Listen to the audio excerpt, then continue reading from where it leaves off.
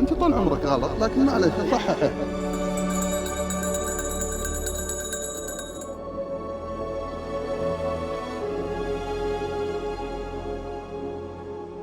خيرها فغيرها.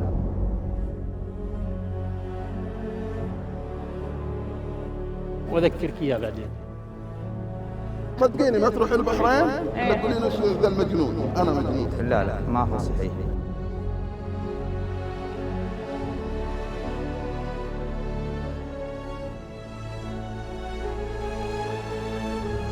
اكيد انه يختلف اليوم. ما عندي شك.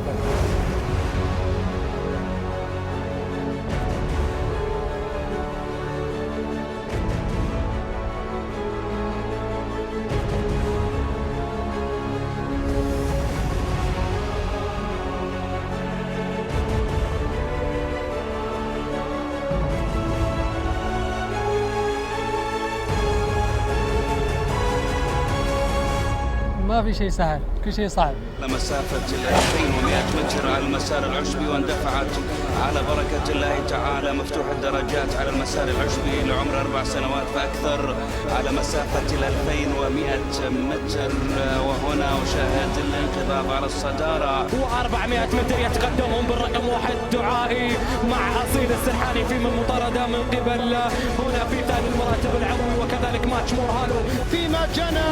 هل تواصل قيادة هذا الشوط ابن سموكينج صن أم احلم؟ ابن درباس يتقدم من المسار الخارجي، يتقدم.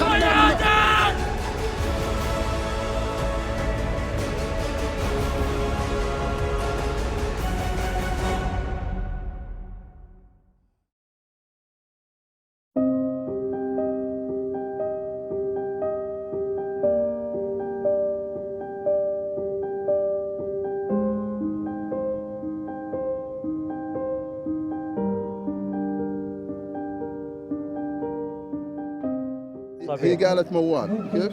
هي قالت علموا هدى أعرف في وايد أشياء تبغون تقولون لي إياها. ما نقول شيء، لا ما نقول شيء. وفي وايد أشياء أبغي أقول لكم إياها. نعم بإذن الله تعالى، بس يعني أقول لك إن ما لا تغفلين. بس سألتوا مرة كيف؟ شنو الشيء اللي يستحق نعيده أكثر من مرة؟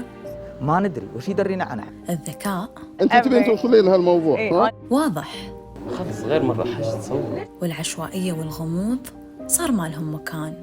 صح صادق كلامك مضبوط. كل شيء له تبعات، تعرف كيف؟ والناس ما تحب الاستغفال.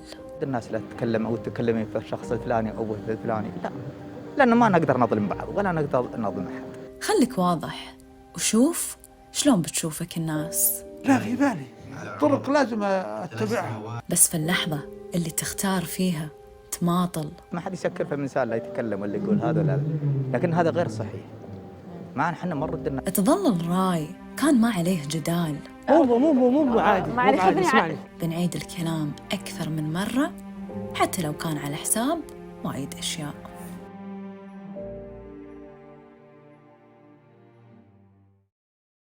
يتقدم الآن إلى المركز الأول مرتجح الأزرق القادم. أنت قلت له حصان ثاني.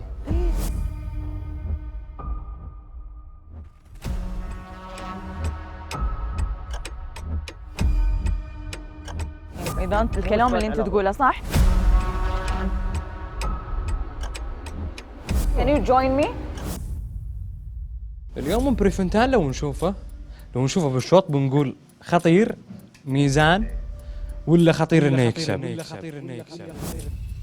شاهد الآن المحاولات لماري بوب الذي يأتي هنا أيضا بريفونتان يأتي بريفونتان. مشاهدينا متابعينا الكرام، بريفونتان إلى المقدمة، المركز الأول بكل قوة، ما شاء الله تبارك الله. بريفونتان لمشعل محسن المطيري.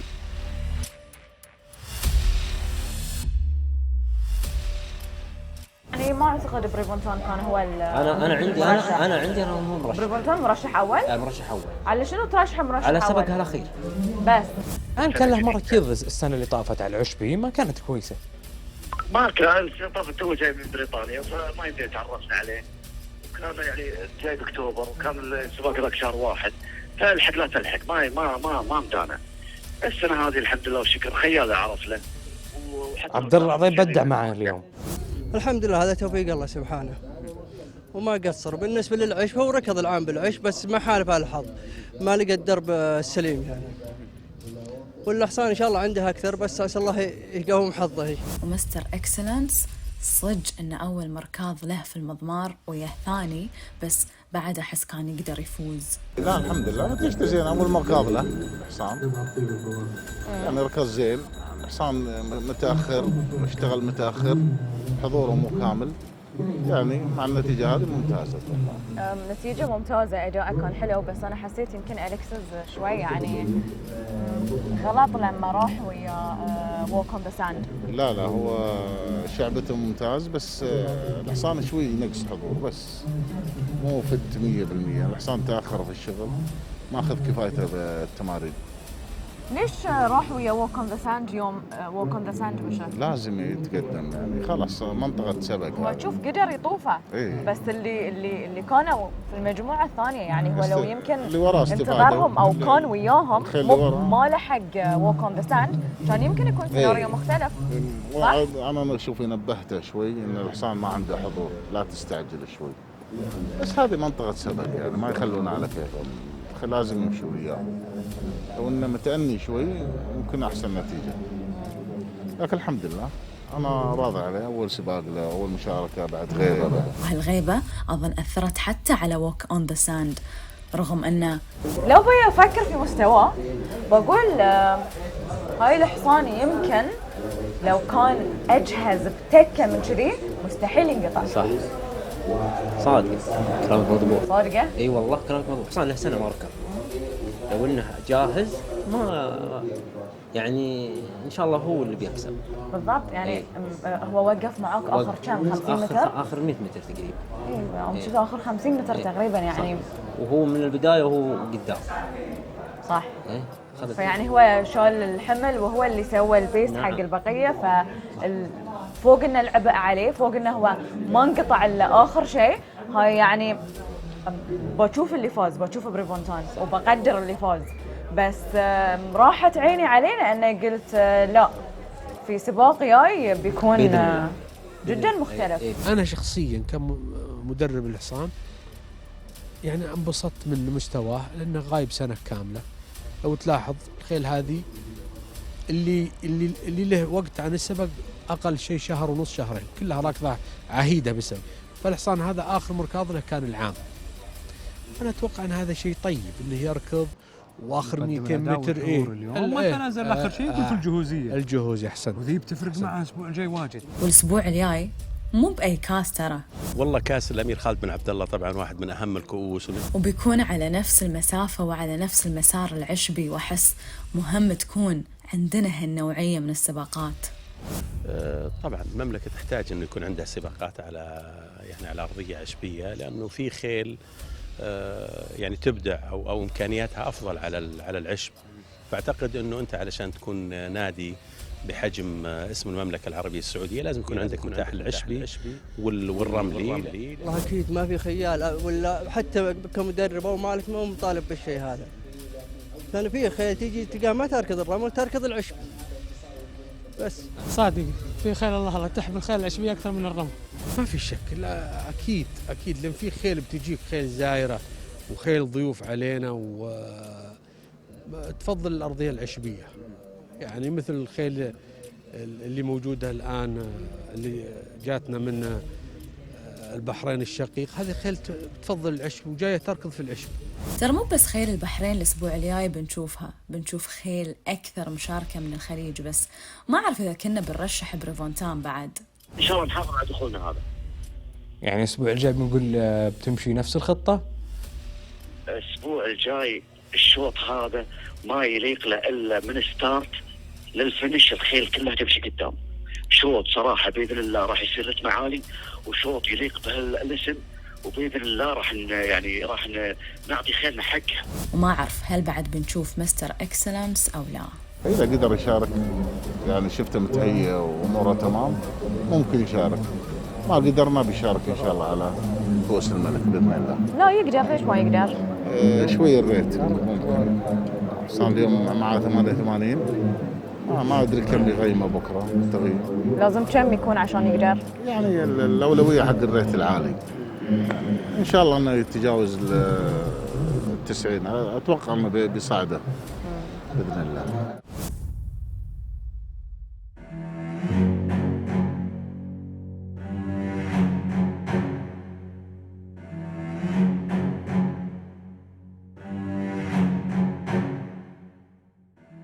شوط شوي بنحتار فيه. بس لو تشوف الشوط أحسه قسمين، في خيل ما شاء الله صحيح صحيح 3 4 تعدهم صحيح، والباقي خيل متقاربة. أو بنقول الأرضية اليوم تلعب دور ترى، لكن خاصة اللحظة هذه، لكن خفيفة ثقيلة بتكون؟ لا بتكون ثقيلة. خيل الدخول أو خيل اللي تقوم قدام متعبة، إلا حصان يكون يعني حصان شجاع، يعني خاصة بيجي دخول يكون ما يخاف من الرمل، ما يخاف، تكون متعبة على الخيل اللي تقوم قدام واللي وراه. شوط أحس صعب فيه الانتظار أكيد للي يبي الانتصار. كلامكم صحيح. نتوقع فيه مفاجأة، لكن ترى الأرضية مو مرة بالحيل، بس إنها يعني اللحظة هذه نزل قبل شوي مطر ممكن يغير شيء، يعني ما راح يكون مفاجأة. والمسافة أكيد بتخلينا نشوف من بيطلع قدام. أشوف الخيل اللي قامت قدام أغلبها وصلت، فبس إنه يقوم بعد قصتها من اليوم إن اللي يطلع قدام هو بيوصل. والله خصوصا في السيدة اللي تكون فيها طينة بشكل عام تكون يعني. بس اليوم تطلع خيل كويسة قدام، ماتش مورهالو بليبات. ماتش مورهالو رجع، وأكيد بنقول مهم يثبت ماتش مورهالو إن خسارته من آخر سباق كانت بسبب ظروف. اليوم مقارنة بالأسماء الباقي مهم إنه يكون اسمه أول واحد، صح؟ بإذن الله. وحتى لو قلنا بيكون في منافسة، بنقول المنافسة بتكون من بيلي؟ نعم إيه، بس نرجو من الله سبحانه إن اللي باته هو اللي يحسم هذا الشغل. غير الرجاء شنو شيء ثاني تتمناه؟ يعني أنا إذا باي بتفق معاك في هاي الكلام، بقول ثاني خامس مقبول، بس ثامن في آخر سباق لا. والله كلامكم معناته أنا ما قاعدة أشوف تطور، أنا أشوف تراجع. كلامكم صحيح. من مركز اللي جاء فيه ثاني تراجع، لأنه ركض في الشوط هذا مع خيل قوية، ولا نسبه الحظ ولا الأمور اللي قدامه، كانت خيل مصنفة وخيل يشعب للخيل اللي يبي الأول، ما نبي المركز الثاني ولا الثالث، حنا نشعب للأول بس. ممتاز حصاننا وأمورها طيبة، بس فيه أمور ممكن خفايا ما تطلع للمدرب إلا بعد فترة. يجب على ما أحد يغفل الخيل الأبطال، خاصة عند المدربين ما شاء الله الأكفاء مثل الأخ حمد اليامي. شوف أنا كنت بعطيك 50 وبعطي حمد 50% اليوم، 50% 50%، بس حمد قال لي والله نبي 60 حنا المية. تبي أعطي بلي 60 نعم. وأعطي أنا أبي صعبة. أجل إن شاء الله نكسب حنا. بيلي باتس أحس للحين مو مكتشف الحصان عدل. والله هو الحصان اللي ما اكتشفنا له الحين عدل، الحصان ما اكتشفناه عدل لها الحين. ما اكتشفتوه صح؟ لا هو اللي ما اكتشفنا عدل. هو ما اكتشفكم. إيه نعم. لازم يكتشف حمد. لازم الحصان يعطينا مجهود اكبر من كذا، من التوقع. احنا نتوقع منه مجهود اكبر. اكبر مجهود من اللي احنا مجهود اكبر في اي مسافه بالضبط؟ لان انا شفتك مسافات 1200 اليوم 1004. مسافاتها المفضله هي 1004 1006، هذه مسافاتها المفضله. احنا لزنا في 1200 على اساس انه يكون مع الخيل الصراع، بس جاء مع خيل الصراع وصار شعبنا الاول، ما شعبنا ندور الخامس ولا السادس، صار مركزه ورا. هذا شيء طبيعي. اليوم نشوف عن حصاننا. اليوم مسافته. اليوم مسافته. شرف شنو ينتظر من هالحصان؟ ينتظر وايد؟ والله ينتظر واجد. ينتظر شرف، ينتظر واجد من الحصان، وحنا ننتظر واجد من شرف. حنا ننتظر واجد من شرف. نبي شرف يدعمنا، نبي شرف يجي يدعم الخيل، تصير له نفسية أكبر. ما عاد احنا وين تصير له نفسية يا إيه نعم، هذا الكلام اللي ما تبي يكسب على أساس يصير شرف له نفسية، لكن الخير مقبل إن شاء الله. وحمد للحين مصر على بلي، وأنا مو مقتنعة، بس يصير نشوف الشوط أحسن. في صراع تعزيز الانتصارات. إذا اندفاع موفقة سيداتي أنساتي سادتي من تشاهدون وتتابعون ميدان الملك عبد العزيز هنا في الجنادرية في العاصمة الرياض في 8 أشواط هذا المساء. الخيل الرابحة من انتصار إلى انتصارين تتنافس على مسافة 1400 متر. يتقدمهم بالرقم 1 دعائي مع أصيل السرحاني فيما المطاردة من قبل هنا في ثاني المراتب العضوي، وكذلك ماتش مورهالو. استرت إن شاء الله من برا والله يوفق، أكيد إن شاء الله بيمشي على حسب إن شاء الله رتم السبق، وأتوقع رتم السبق ما يكون بالسرعة اللي كان فيها الجائزة التقديرية الأولى. بس دعائي خالف توقع سلمان. بس تعرفون خاطري أسأل عن شنو؟ زين شلون رضى الأمير سلطان يرجع يشارك؟ والله الحمد لله. ولا هو كان أصلاً إشاعة أنه ما لا مو يعني الحمد لله رب العالمين تفهم مع المسؤولين والحمد لله إن شاء الله، وعدوا إن شاء الله بيكون إن شاء الله يعني أمور حاسمة بالنسبة للجنة السباق والتحكيم بإذن الله تعالى. The people who knows about the racing, they always right. Yeah, I know. That's supposed, but let's see. من المسار الخارجي رابعا يظهر أمبلم ستار. أول مركان عندك اليوم أمبلم ستار. ها؟ إن شاء الله. ما تشوف إنه شوي تغير المدربين على الجياد يأثر عليها شوي؟ أكيد. بكل تأكيد. يعني اليوم نقول شوي يمكن يأثر على أمبلم ستار. والله ممكن. ولا نشوف حضورها زين؟ والله نشوف. أول مركاض من الطائف، حصان غايب له فترة، ما تقدر تحكم. لا بالطائف يعني مراكز زينة مع عبد الرحمن الشافي، وبعدها تخليتوا عن عبد الرحمن الشافي. والله شوف ما في شيء اسمه تخليت أو تخلى أو هذه علاقة عمل يعني. وديتوا الحصان عند مدرب ثاني، وديتوه عند طلال بن سعد. نعم صحيح. وبعدها فترة برضو طلعتوه من طلال بن سعد والحين عند علي شهاب.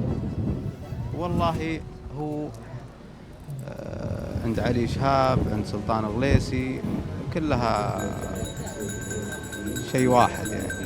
هو مدرب وحصان بيركض. المقصد وش هو أهم شيء؟ المقصد إن حصان يركض ويشارك فقط. يشارك إيه، بس هل بينافس؟ امبلم ستار زين، بس اتوقع هذول الثلاثه اللي حطيتهن ما تدري اليوم امبلم ستار ممكن هو ماتش مور هالو ومن وحصان اللي تحت تدريبات حمد اليامي اللي هو بيلي بات. ايوه الراسين ذولي هن راس الشوط. ثالث من؟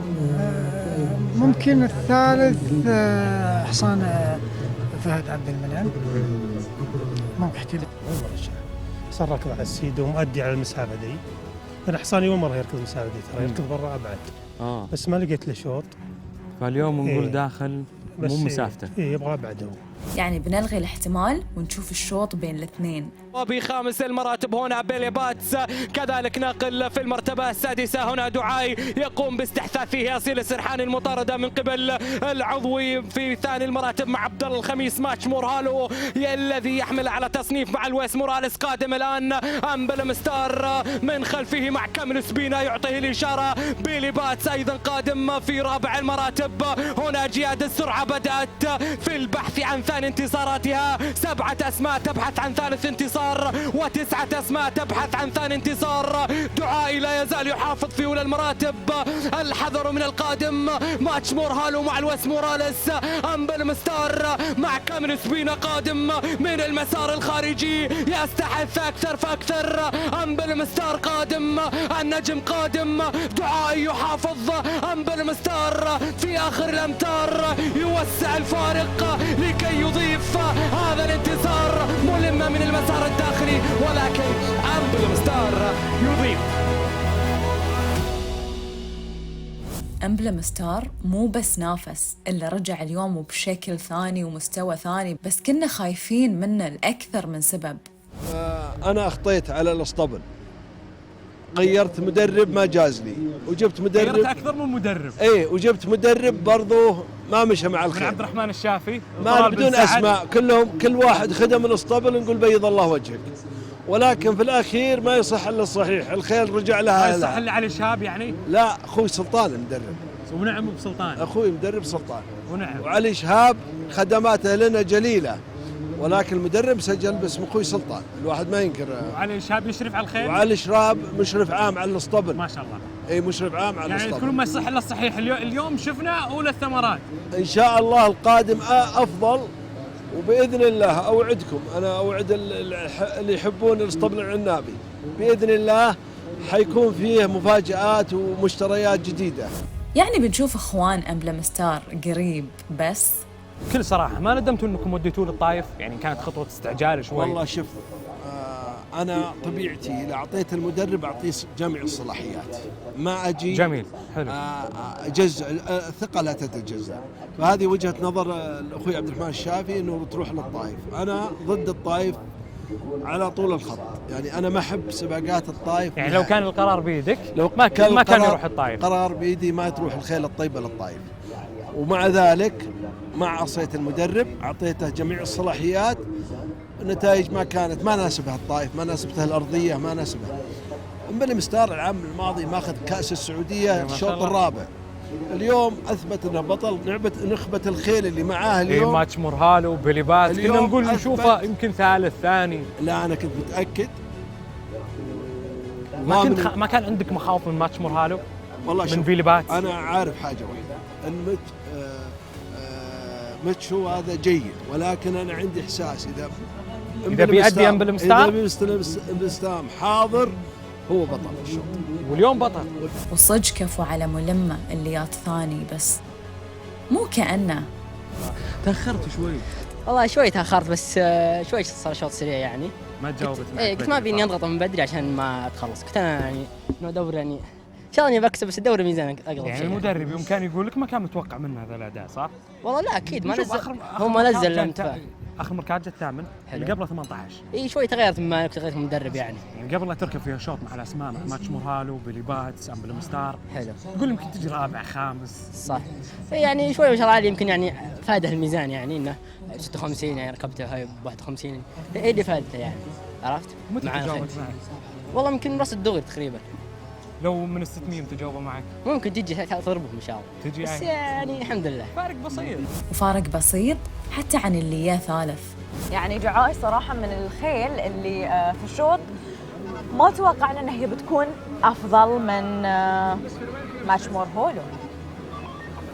ماتش مورهالو طقيت، كانت بوابتي واحد، طقيت سترد، مشيت على رؤوس الخيل على شعبة الحصان. طلعت سريع. ايه هذه شعبة الحصان. مشيت على شعبة الحصان وعلى خطة المدرب، والحمد لله ما قصر الحصان، لكن هذا المكتوب.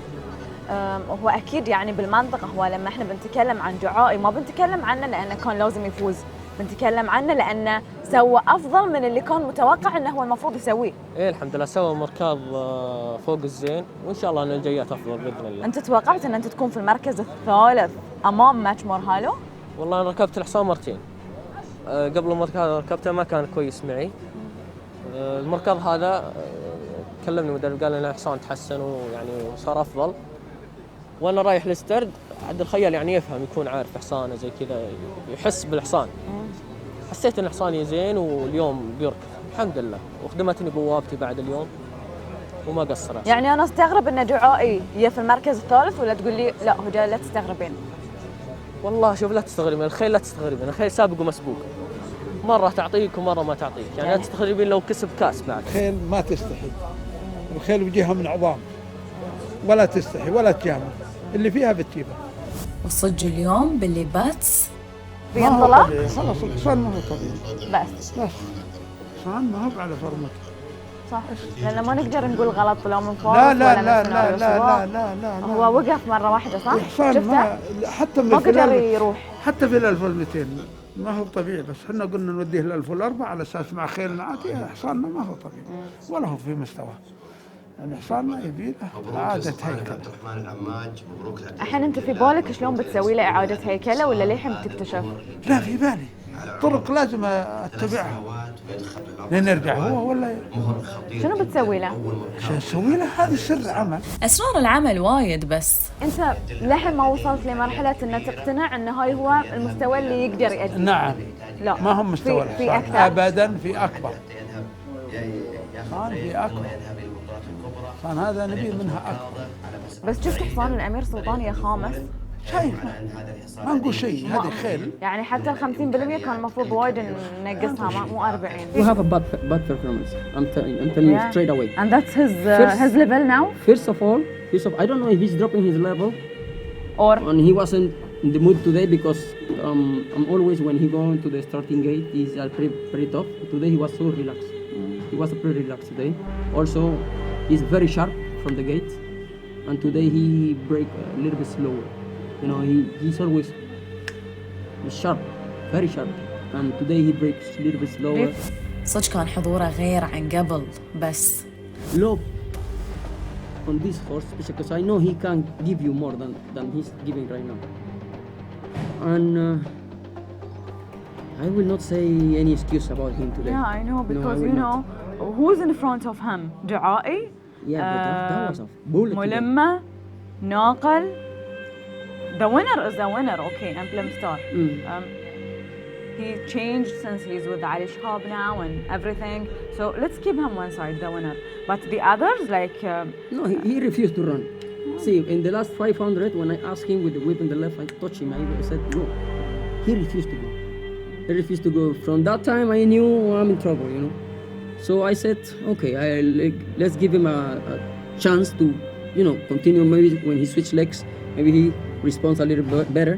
Okay. But how did Salman accept the loss? Well, I still not talk to him. حاولت أدور سلمان في كل مكان عقب I still didn't talk to him. You know, of course he will not accept it in the way I do. بعد يعني لحين ما كلم لويس يعني سيده خلص الشوط ومشى. You know, I'm not. I'm sure he will not accept it the way I do, because one thing is what the trainers do with the horse to training and give it to you. You know, give the responsibility to the jockeys, and we as a professionals we know what we can do if the horse is in shape, you know. But I'm not sure he was in the mood today 100%. To be honest. ما أتوقع أن أمبلم ستار بينتظر مزاج ماتش مورهالو أو رد سلمان بعد الشوط، بس أنا اللي بنتظر متى يجتمعون. واليوم كل اللي علينا نقول رجعة أمبلم ستار بتخلينا نحسب له 1000 حساب.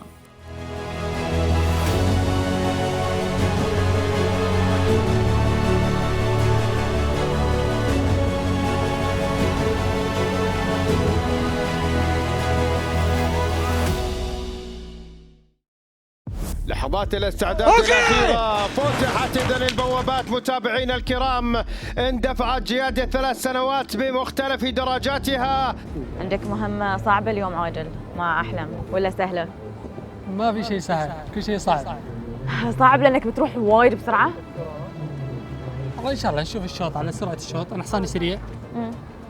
طق إن شاء الله نشوف طق إن شاء الله ممتازة، هي الفوربة يعني ما بي انتظار. إذا الشوط أسرع من أحلم بنتظر شيء بسيط وبمشي، يعني من عند 600 لازم ماشي. ابن سموكينج صن أم أحلم، ابن درباس يتقدم من المسار الخارجي يتقدم. في هاللحظة أحس أحلم وبس، واللي أبي أقوله أحمد عبد الواحد يشجع أحلم. أكيد. يشجع أحلم؟ إيه يشجع. كلهم ويسوهم شوي والله كريم نص ونص. لا يلا ان شاء الله يوفقكم. الله يجزاك خير. واتوقع يعني فرصه احلم اليوم الله كريم. واضحه. الله كريم. صح؟ ان شاء الله. فرصته واضحه. ان شاء الله. احلم يتقدم في ظل هذه الاجواء الحالمه، احلم يتقدم ابن درباس بكل قوه، ابن درباس بكل قوه، احلم بشعار عبد العزيز معلة. السهلي يتقدم في ماغت ساقة قادمه ربما تباغت، ولكن احلم على مسافه بسيطه من تحقيق الحلم. الحلم اصبح حقيقه مع احلم.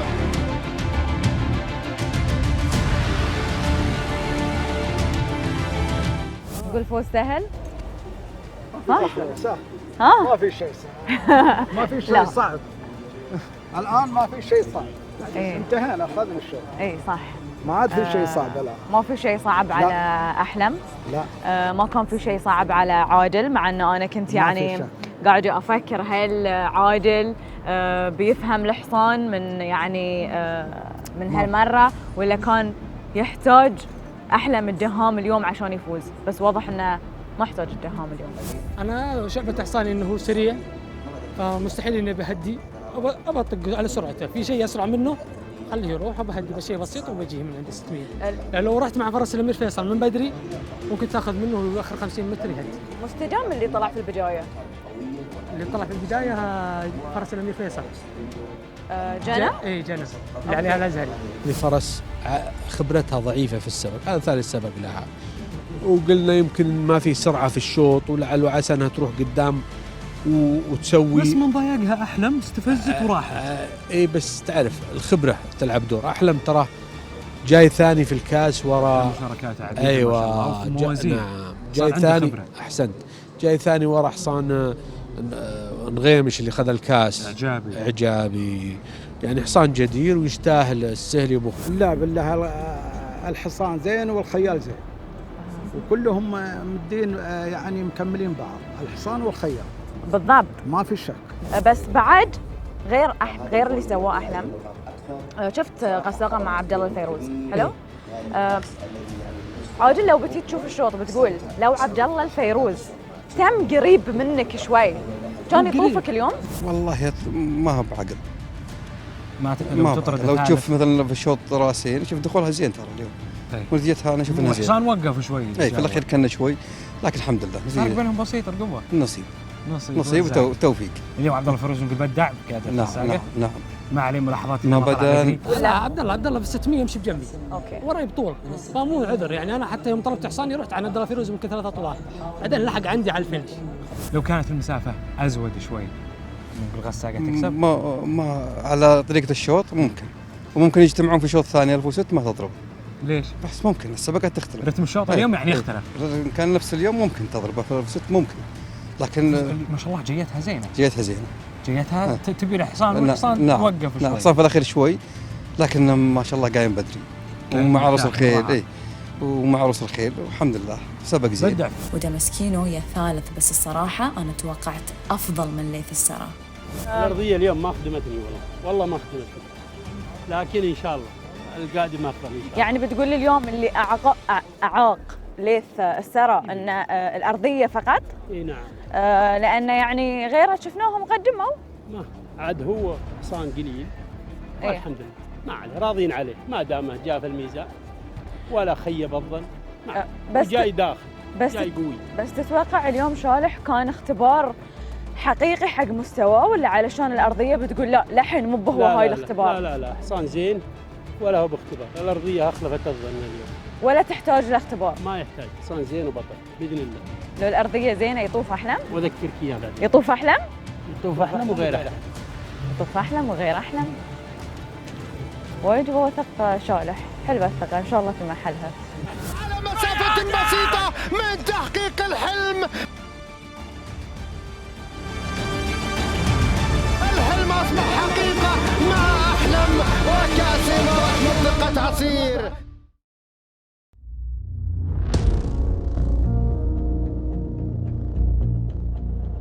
في أشياء ما تحتاج ذكاء، وفي مواضيع نعتقد أنها ما تحتاج نقاش، لكن أثرها أكبر مما نتوقع مرات. تنهيري ولا مو بمنهيري؟ من زمان ما شفتك. زينة؟ شو أخبارك؟ أمورك طيبة؟ قلت لكم في أشياء ما تحتاج ذكاء، وغرضي ما كان أسلم وخلاص. ليش؟ متوتر على أنظم؟ بعد الشوط ها؟ زين بس بسولف كذي، بسولف عن أنظم يعني. متوتر عليه؟ لا عادي. أنظم من يكون هالحصان؟ في اللي عارفه وفي لا، بس كل ما يكثر الكلام كل ما تزيد حاجتنا للسؤال. هو باسم عبد الرحمن الرشيدي علشان اللي صار صح؟ نعم. شلون كذي؟ هذا هي. ها؟ هذا خويا وربع. شنو؟ خويا وربع لازم انت تساعد. لا اقصد شلون كذي يعني ارتفاع دم وما دم. في خيل يرتفع دمها وطبعا ما يصير، بس هو طلع تحليله ملك شيك. اي ما هو ملك شيك، هو عادي. الخيل ترى بعضها لو ما ياخذ ولا ياخذ عادي. في خيل ما يرتفع دمها وفي خيل يرتفع طبيعي، ترى تخاف يعني تنفرز. هذا هو. لا مو هم عشان كذي يسوون فحص كم مره؟ يسوون فحص الاول الثاني يعني طلع فوق يسوون يعني خلاص يسحبونه. ثالث يا يغرمونك يا يسحبونه. يعني نرتفع من فوق 37 يسوون غرامه وعاد يسحبونه. بالضبط. فالتهمه ثابته ملك شيك، لا تقول لي غير. لا ما فيه ملك شيك. شوفي وانا اخوك اي حصان ترى ما هو بعض الخيل هذا طبيعي تلقين دمه دائما ناقص، وفي خيل طبيعي لو يجيها البني ادم السايس يخاف منه. زين اذا انتم تعرفون انه هاللون يصير فيه ليش اصلا ما سحبتوه من الاساس؟ ما ندري وش يدرينا عنه. انت ما تقدرين تسحبين تحللينه ملك شيك او دم كذا علشان ايش؟ علشان السباقه ما تقدرين. إيه لانه مقبل على سبق. يفحصون مرتين؟ هو يفحصون مرتين. طالع تمام يروح سبق، لا ارتفع مرة ثانية لا عاد الثالثة يغرمونه يطلعون. عادي ما اي بس الحين اذا احنا نرجع حق انظم نشوف في يعني تاريخه انه ملك شيك. بحاول اصدق بس مسكين الحين ناهض بنفتقده اسبوعين ما بنشوفه. لا الاسبوع الجاي بجيكم النادي. يجي ان شاء الله الاسبوع الثاني رفيقنا ولا يفتقد طاحت في راس ناهض. لا ان شاء الله حاجات طبيعية وحاجات تمر ان شاء الله. انت عارف هو ليش صعب شوي يصدقونك؟ اقول لك ليش؟ اقول لك ليش صعب؟ من ناحية ايش؟ ليش يعني صعب نصدق انه مو ملك شيك؟ والله شوف لان انت لك سوابق. هذه شيء يرجع الجد، تصدقين ما تصدقين هذا شيء يرجع. لا اقصد يعني الناس عموما لما بيسمعون يقولون ايه نهيري معروف في سالفه الملك شيك كم مره، فيعني خلاص تثبت التهمه زود. ما في شيء يطلعك من الموضوع. طيب كل الخيل هذه اللي تمسك ملك شيك غير صحيح. كل الناس اللي هم مسؤولين 3 ولا 4 يلغون التحليل وخلاص. اي ما يصير طبيعي. لا يعني هذا تحليل مو اثبات على الرؤوس. صح يلغون التحليل وخلصت السالفه. اذا ممكن الخيل تطلع يعني لا نتيجتها ما هو كذا. لان فيه خيل هو نفس فيه ناس تعطي وفيه ناس ما تعطي وفيه ناس ولا فيه الخيل طبيعيه. ترى ارتفاع الدم هذا طبيعي ما عنده ما له اساس في هذا، بس هم مسوين هذا الاختبار علشان هذا بس كذا ولا كذا. في خيل طبيعي في حصان ذو السوابق والله والسوابق. ولا تقولون لي ناهض عادي بالنسبه لي يتوقف اسبوعين وما بيتاثر ولو حبتين. الله يستر عليك يا صالح. كنت ما حد رادش لا تقولين ملك شيك ولا ما حد انا اول قلت لك ما حد يسكر في الانسان لا يتكلم ولا يقول هذا ولا لا، لكن هذا غير صحيح. ما احنا ما نرد الناس لا تتكلم او تتكلمين في الشخص الفلاني او في الفلاني، لا لانه ما نقدر نظلم بعض ولا نقدر نظلم احد. ما حد يحب الظلم، بس العشوائيه احيانا تربك. يعني الحصان باسم ناهض واللي دربه لنهيري، والحين ناهض موقف ونهيري لا زال يدربه لكنه باسم عبد الرحمن الرشيدي. وعادي يكون الموضوع عادي، بس أنا عندي مو عادي. إن شاء الله أنظم يأدي. ادعونا إن شاء الله. إن شاء الله. إن شاء الله. نظيف ها؟ إن شاء الله. وأيضا الحضور لينضم في المركز الرابع على ما يبدو. هكذا هي تبدو الصورة مشاهدينا الكرام مع بداية الانطلاقة. غير العشوائية والذكاء في أشياء تصير تجبرنا نقول شو قاعد يصير. مصابيح تتقدم ولكن مرتجح إلى المركز الأول. هنا فخر السعودية، مصابيح تتقدم، مرتجح ومصابيح، ولكن الفرس الأكمل على خط النهاية مصابيح التي أنارت ميدان الملك عبد العزيز. شعورك نفس شعوري؟ ها؟ شعورك نفس شعوري الحين؟ في أحد بيشوف هالفنش وما بيقول شعوري شلون مصابيح تفوز على مرتجح؟ عادي يعني طبيعي، فرس بطلة. لا لا عادي. مو عادي. معلش خذني إذا بتقول لي عادي خذني على قد عقلي. أنا عقلي يقول مصابيح ما تفوز على مرتجح. طيب اليوم السيدة مين اللي يضرب مرتجح؟ مرزوق. مرزوق يضرب مرتجح؟ مو تكفيل البطل، البطل ومدربه بطل مرتجح ما فيها كلام، واللي اجمل من كذا المالكه بطل.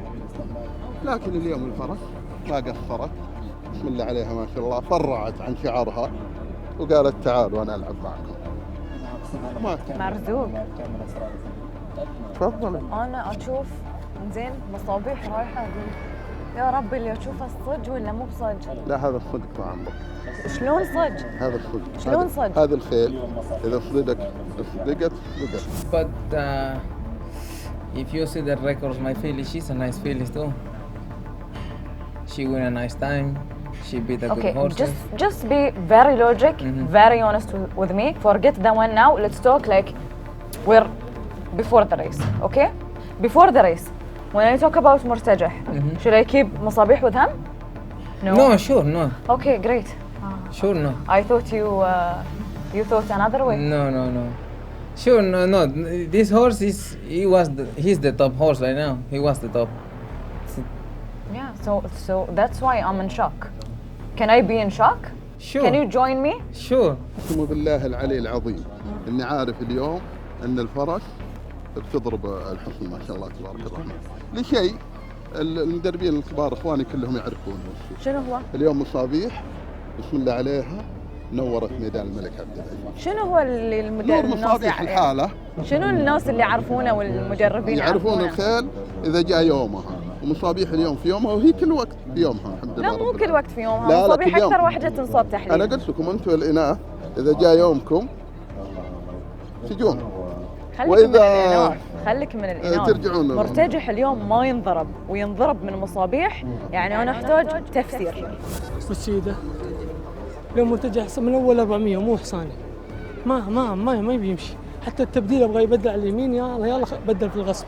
ليش ايش فيه؟ ما أدري والله ايش فيه، ما أدري. مو حصاني اللي قبل مرتجح بسم الله عليه من 600 يمشي معاه. مرتجح يدخل الدغري. مرتجح لا شعوري صح يعني أنا لا مو مرتجح، مو حصاني اللي قبل. أنا اليوم أركبه مو مرتجح اللي قبل، كل الأربع سباقات والله مو مرتجح، ما يبغى يمشي. The last time when he won, I don't see him. He really good. He don't won really good. So his last run you mean? Yeah. Okay. So you studied the race very well and you knew that he will not perform well today? Wow. Seriously? ما يبغى يدعس، ما يبغى يمشي بس ما قصر. ثاني قريب مو محله مرتجح. لو أحد ثاني فايز عليه غير مصابيح يمكن ما استغرب ولا تشوفني بهاي الرياكشن. ليه مصابيح وش يعني فرس عادية؟ مو أمام مرتجح. ما أنت قلتي لو حصان ثاني. إيه وش الأفضل بالشوط غير المصابيح؟ روك ساوند maybe روك ساوند. No. Not rock sound. If rock sound won we will be. والله الحمد لله ما قصر وركض وقدم أداء مع خيل كويسة بالسبرنت. الخيل اللي معي بسيطة يعني اللي قدامه جاهم كلهم ما منبسطين وكلهم جايين فينش يعني كلهم نص طول بس. لو المسافة أزيد نشوف روك ساوند يضربهم اليوم. لا والله ما يبقى المسافة، هو حصاني بيته للفربع. بيته للفربع بس انه يجي فارق بسيط بينه وبين الثاني والاول، ونقول خطير انه يكسب عليهم اليوم. تأخر عليه ريكاردو. ما هو تأخر، هو بغاه يعني من قبل من أنت بغاه بس شوي ما لقى طريق. يعني مسكر عليه الطريق قدامه، هو من جوا وخيل 4 عروس قدامه كذا ما يقدر يطلع. لكن لو طالع بدري بيمشي مع مصابيح؟ ممكن، ليش لا؟ ممكن ليش لا، اكيد اذا جاء معها على الفينش لو طالع بدري ومحصل طريق ريكاردو اكيد اللي بيكون خطير اليوم. انزين اليوم انت كفارس انت تعرف مرتجح عدل، حلو؟ بتعطيه عذر عشان الارضيه ولا بتقول لا الحصان مو بهو، اختار لي واحد من الاثنين، ولا بتجمع السببين مع بعض؟ لا نقول مو حصاني مو هو. لا نقول مو حصاني مو هو. لان لو مرتجح اللي نعرفه الارضيه ما بتهمه. انا مصابيح بال 600 يدف ريكس وانا معاه يعني 400 ابغى يبدل ما يبي يمشي. يعني مصابيح خطوتها بس رميتها هي ثابته، انا مرتجح ما يبغى يزول مره بس.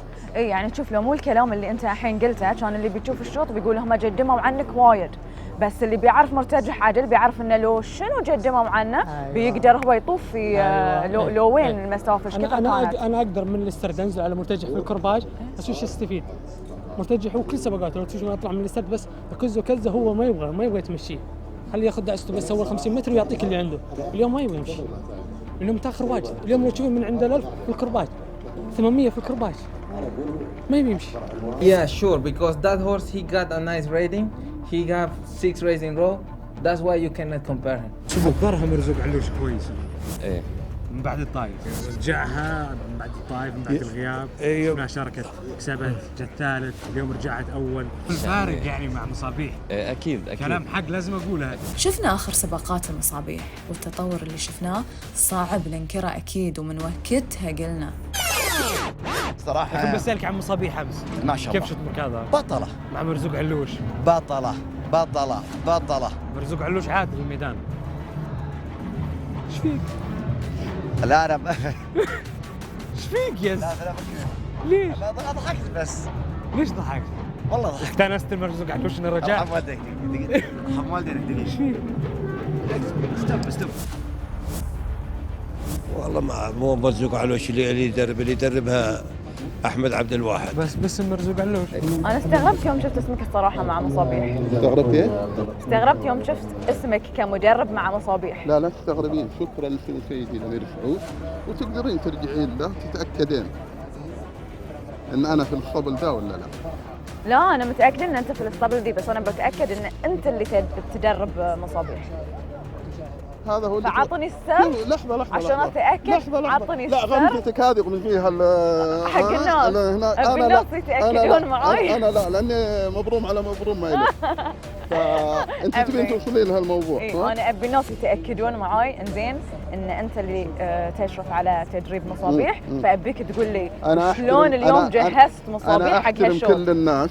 ايه رضوا عرفوا ما عرفوا هذا شيء ما يهمني. يهمني اني ادي عملي بامانه واخلاص واتبع التعليمات. شنو التعليمات؟ هذه اسرار الصبر. يعني انت وبتشوفيني مع غير مصابيح ان شاء الله قريب. يعني انت اللي تعطي مصابيح تمارينها وجدول اكلها وجدول شربها ومتى تتمرن ومتى ترقد. جدول اكلها وجدول شربها نخليه لك الله يطول لك عمرك. جدول تمارينها عندك؟ انت تختار؟ عندي 20 مدرب، عند اللي انتم فاكرين كله واحد. احمد عبد الواحد he's responsible about her, huh? So he trained her very well. احمد عبد الواحد يعني he's the nice trainer. he's the احمد best عبد trainer الواحد right now, انسان غريب انه خلى مصابيح تفوز على مرتجح. اللي قلت له انت مخلوق من شنو كان كلامي صح. Yeah, he is the best trainer I guess so far. he deserves it to win these races and more.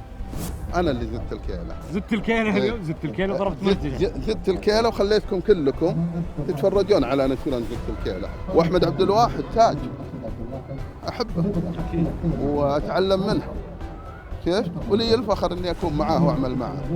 مضبوط. حتى لو معاه ولا بس اسم مرزوق؟ لا انا صريح ما عندي. عطنيهم الاخر. مو هو باسم. ها افرحوا. مو هو باسم؟ اشراف بس. مو هو باسم. افرحوا. ما ابغى اطول عليكم الموضوع اكثر. هل كل ذي لأن Do you think she's clean? Sure. Sure. Yeah. Yeah. Why? I don't trust her because whenever she ran very good the results came out positive. هل مرزوق موجود لهالسبب؟ لا تخافين بعدين متعود حاليا بعد الرطاف. اي بس يعني اذا هاي خلاص لا يعني ما تكون فايزه بحق. احنا نبي فوز بحق حق مصابيح. شيء ما فيها، لو اعرف ان فيها شيء ما تكلمت معك بالطريقه دي. اي صح. صارت زينه ولا تخافون. اكيد بخاف لان فوزها على مرتجح ذكرني ضاربة في الطايف على 1200 سابقة وش اسمه فزاع. The results came positive. But this time no. هي قالت موال كيف؟ هي قالت علموا هدى المرجوع صح. اوكي علمتني مصابيح. شكرا لإدارة سيدي الأمير سعد بن سلمان على الثقة الكبيرة، وأتمنى أني أكون محلها، وشكرا لكم أنتم، وأتمنى أني أجبت على بعض أسئلتكم. والغصة خلاص راحت الغصة، قلت أنت مو مجربها بالاسم، راحت الغصة. الغصة يا هدية خليها بحلقك، ولسه باقي لقاء ثاني وأذكرك. صدقيني ما تروح البحرين لا تقولي لي ذا المجنون، أنا مجنون.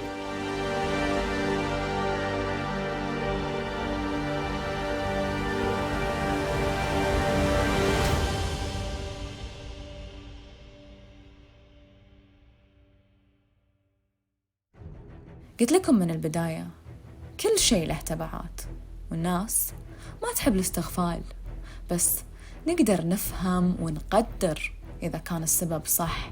إذا كان السبب الغرض صعب نقول عنه غلط، بس إذا اتضح العكس وقتها شو الحل؟